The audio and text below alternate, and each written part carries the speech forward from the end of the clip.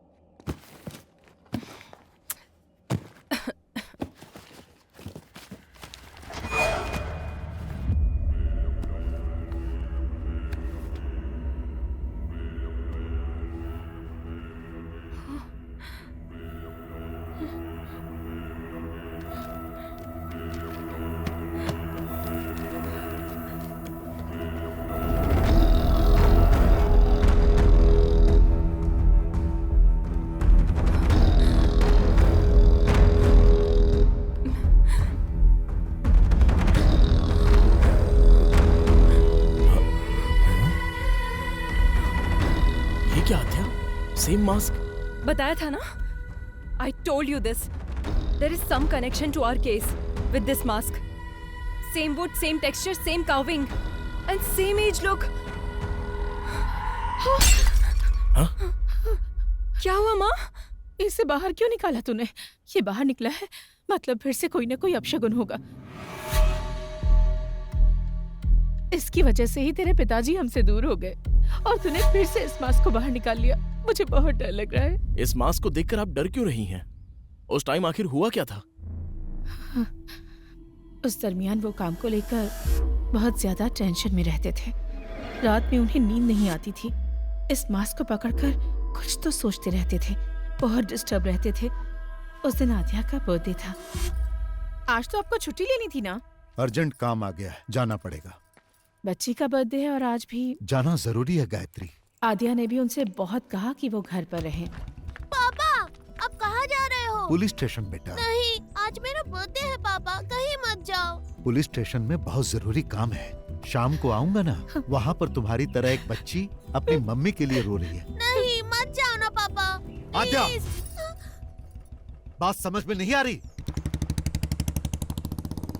आद्या पर पहली बार उन्होंने गुस्सा किया था। आद्या, आओ केक काटो बेटा। जब तक पापा नहीं आएंगे केक नहीं काटना। उस दिन आद्या जिद करके बैठ गई कि डैडी आएंगे तभी केक काटेगी। हमने उसे बहुत मनाया पर वो नहीं मानी। उसने केक कट नहीं किया। नहीं मम्मी, आद्या, मुझे केक नहीं काटना। जाने दो बहन, उसके डैडी के आने के बाद ही केक कट कीजिएगा। हाँ, चलो हम चलते हैं। सबके जाने के बाद पुलिस आई। उन्होंने बताया कि मिसिंग केस की इंक्वायरी के सिलसिले में जंगल गए मेरे पति लापता हो गए हैं और उनकी बाइक मिली है। मम्मी, पापा कब आएंगे? मम्मी बोलो ना। आज इतने सालों बाद ये मास्क फिर से बाहर आया है। इसका मतलब है कि जरूर कुछ बुरा होने वाला है। क्यों निकाला इसे? अगर तुझे कुछ हो गया तो? आप डरिए मत आंटी, जब तक मैं हूँ आद्या को कुछ भी नहीं होगा। मैं देख लूंगा। अगर इसके लिए पिताजी गए और वो वापस नहीं आए, तो वो जिस सच को ढूंढने के लिए गए थे, वो अब हमें पता लगाना होगा।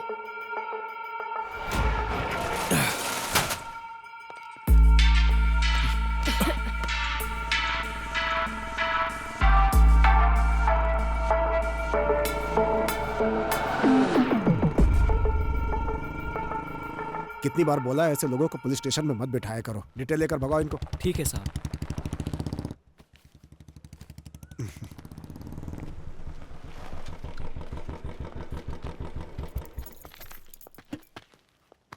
अंकल।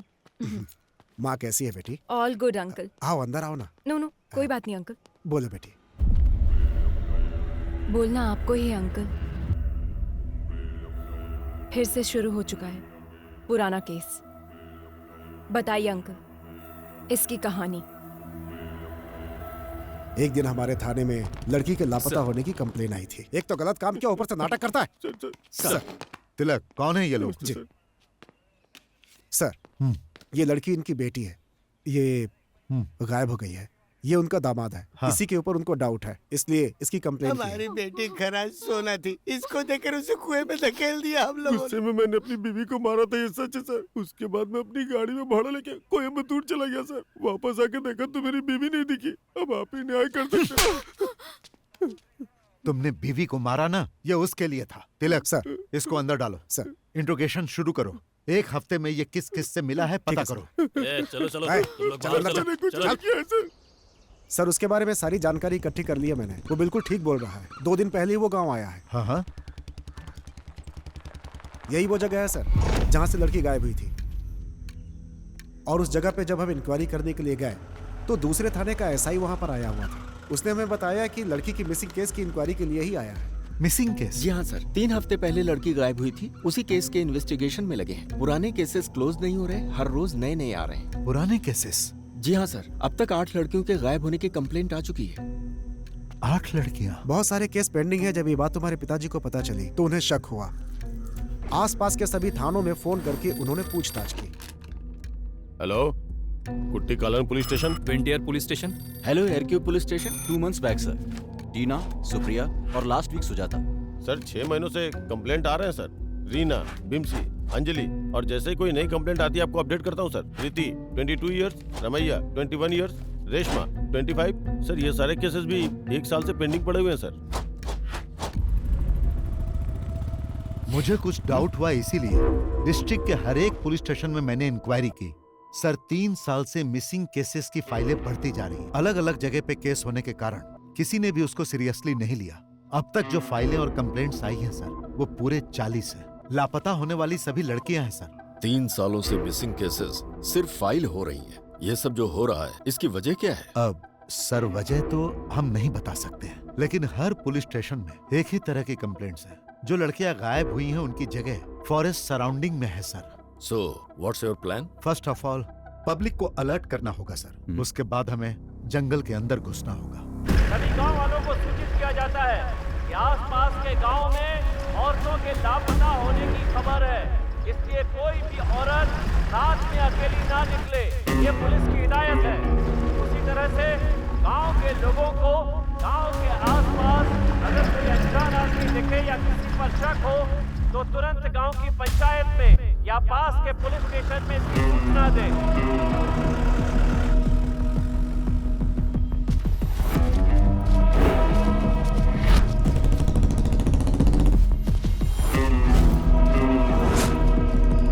तुम्हारे गांव के आसपास में कोई लापता हुआ है? नहीं सर।